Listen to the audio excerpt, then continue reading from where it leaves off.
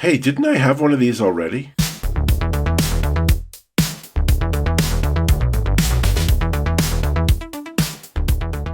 Greetings, Retro Zoltan here. I present to you, my friend, the GKD Pixel 2. Have I told you before that I'm spoiled? Not only was the first Pixel I had kicking around a loaner from my friend Tebsteroni, I loved it so much that my significant other got me the Pixel 2 as an anniversary present. You're pampered. You're spoiled. While I have so many things to be looking at these days, this one certainly caught my attention and rose to the top. Your questions are my questions. What is it?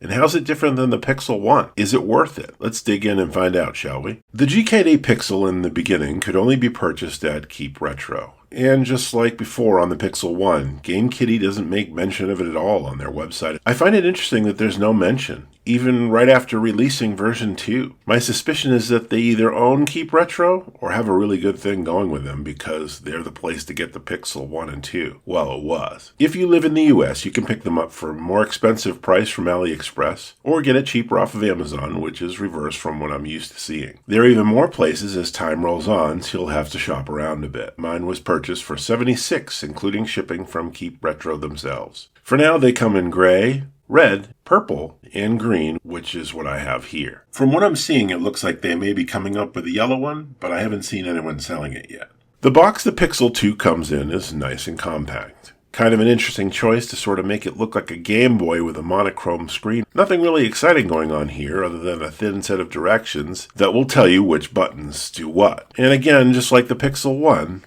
no charging cable. While I thought this was an oversight of the Pixel 1, GameKitty, or I guess Keep Retro, isn't having it. If you have a few electronic gadgets kicking around, you'll probably have the cable. But if not, well, you're on your own. At least it comes with a box, I guess. The Pixel 2, when holding it, feels about the same weight as the Pixel 1. And looking at the specs, it's only 114 grams compared to its previous 107. The aluminum shell, just like its predecessor, looks exactly the same also, even down to the LEDs on the side showing you how much it's charged. Because I have large hands, I'm going to compare it to a few similar items here. I don't have the Pixel 1 with me, but from the specs, 63 by 81 by 17, it's a bit bigger. It's certainly one of those handhelds that's meant for tossing into your pocket or your bag for quick gameplay on the go. The D-pad feels good. I have no issues with it. I was expecting it to be tight, but it's not, and it angles pretty good. I don't think I'll have a problem here. The ABXY buttons on the Pixel 2 feel great.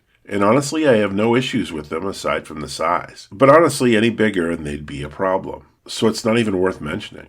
But then again, I just did. Anyway, curiously enough, the Pixel 1 has metal buttons that were, in my best description, clacky. I think some people prefer that feeling, but for me, I'd much rather have the plastic ones on the Pixel 2. It's a change worth noting if button textures are something you get hung up on. This screen is a 2.4 IPS 640 by 480 screen and takes up 2/3 of the front, which I like. More detail on that soon. One thing to note is on the bottom of the screen is the GKD Pixel 2 labeling, which there's been some debate on why some people have it and some people don't. I'm guessing from what I'm reading is that depending on where you get it, it has screen protectors that block that off, which is the best theory so far. There are rumors about 2 different versions of the Pixel 2, but I haven't seen anything that I believe yet. Something that bugged me about the Pixels 1 and 2 was the weird little design below the screen. Is that Morse code? It took me a few moments, but yeah, after translating it, it says GKD. If you're a Morse code enthusiast, today's your day, I guess. The top of the Pixel 2 sports shoulder and trigger buttons that are small but effective. They click nicely. They have a good feel to them, but I know it's going to be trouble for me having large hands. Curious if those with normal-sized hands still have issues with these anyway. Unstacked trigger and shoulder buttons are a last resort in my opinion, and they chose this most likely to keep this thing perfectly angular, which it is. The bottom has a speaker which sounds amazing. You can crank it up and it's surprisingly good. It has a USB-C port for charging and other things, and a headphone jack which if you know me at all, I'm always happy to see. The right side has a menu button and the signature pixel row of LCDs that show your battery life, which is pretty helpful to be honest. Hoping I can find a way to shut that off because playing it in the dark can be slightly annoying. The left side sports the volume and the SD slot, containing a fully loaded SD card that hopefully is included. Here are some quick stats of the Pixel 2, also comparing to the Pixel 1 for those that are curious. The Pixel 2 is a clear upgrade in nearly every category compared to the original Pixel. It sports a slightly larger 2.4-inch screen, but the real kicker is the jump to the crisp 640 by 480 resolution. Double the pixels, double the clarity. Under the hood, it swaps out the single-core Ingenic chip for a quad-core Rockchip RK3326S, clocked at the same 1.5 GHz but delivering way more punch. RAM gets a massive bump from 128 megabytes to 1 gig, making everything from the interface to the emulation smoother. Even the battery steps up, going from a 1300 mAh to 1800, and now supports fast charging. Booting up the Pixel 2 brings you right into the IUX menu system, one that in all honesty I'm not a huge fan of. It's also playing music that reminds me of the Bard music in Skyrim, which honestly I can't decide if I hate it or not. And the braggart named Ragnar was boastful no more when his ugly red head rolled around on the floor. The IUX menu system is laid out into multiple sections: arcade, handheld, console, emulators, applications, and settings. You can enter any system you want, but to back out it's not the B button, but the start button, which is a little weird, but you get used to it.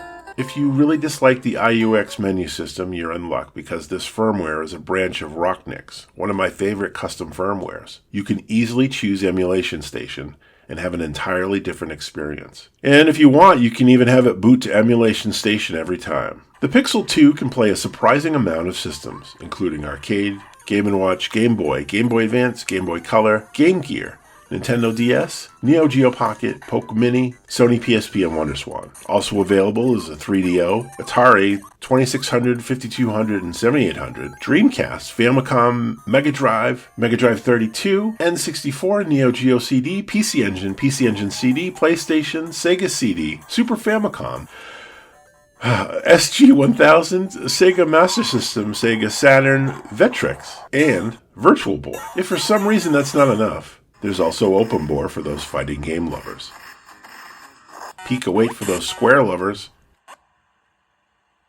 and ports brought in to get even more games on your system.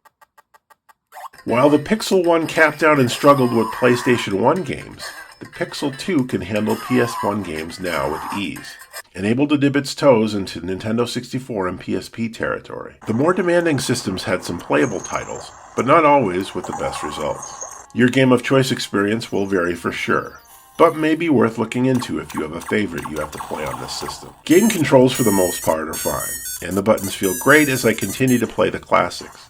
Games that required trigger buttons were okay, but once dealing with Nintendo 64 and other systems that require more than a D-pad, things get fairly challenging. Some games you can get working by reconfiguring the controls, but a lot of them you're just losing certain abilities, which can be a bad time. Overall, I like the system, but it did have problems. It doesn't come with wireless, which forces you to use your own. But my experience was that I couldn't get it to work at all. No matter what dongle USB adapter I tried, and I have several, I couldn't get it to work. And asking around in the subreddits, some people actually could get it to work. Sometimes, like 1 out of 10 attempts to get it to work, which sounds horrible. Not having wireless built in sucks, but trying to get it to work on the Pixel 2 to me feels like a huge problem. I'm guessing future firmware will fix it, but you'll have to do that manually. A huge feature for the choice in firmware this round is that it now has Portmaster, which will allow you to add more games to your liking. However, without wireless, it's more tedious than necessary.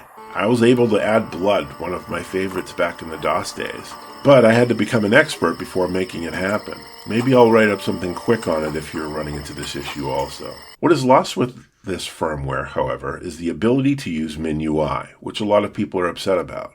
The only custom firmware that supports the Pixel 2 at this moment, I believe, is something called Plum OS. Plum OS boasts that unlike some Linux-based firmwares that feel like mini desktops, it focuses on being console-like. The interface is clean, snappy, and intuitive, perfect for pick-up and play sessions. I like the Pixel 2, and it feels like they took the original and just made everything better. I appreciate this approach, especially when the price didn't change much, which is a nice thing to see. I was really upset I never got a Pixel 1. But I don't feel too bad about it because now I have the Pixel 2 in its place. You lose MinUI, but you gain Portmaster. But with inconsistent Wi-Fi on the device, I have to wonder if it's worth it. Overall, it's a small, very portable device that can play more than you're probably expecting it to. But if you're looking to rock PSP games, if you're looking to play God of War for the PlayStation 2 on this thing, it's not going to happen. Not easily. And even then, its limits won't make it a fun experience. It's truly meant for pulling out of your pocket to play a few games while you're waiting in line. Perhaps out of your bag while you wait for your niece's flight to finally land. It's solid, it works, and I recommend it for your to-go arsenal. And that's all I have to say about the Pixel 2. I very much look forward to playing with mine more, and finding firmware that'll have Portmaster and working wireless at the same time. A special thanks to my patrons, a special thanks to all my supporters. Even watching this video helps me out so much. So thank you, and I'll see you next time. Bye! One night in the arcade.